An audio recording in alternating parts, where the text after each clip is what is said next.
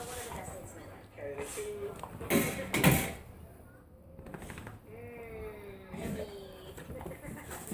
I think we're parents now. And we never said, yummy, what I I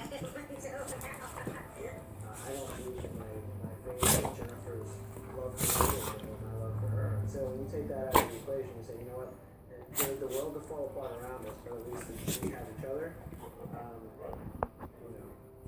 Let the world fall apart. Yes, this year was amazing.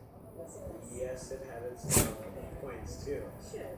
But we're here today with some of the most amazing people in the world. Absolutely. And I wouldn't imagine doing it with anyone else. Here's to you. Another 50 years. It's been nice. Because you love me.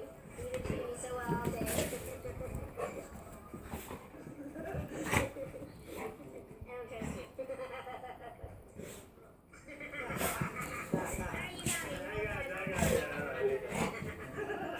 trust you.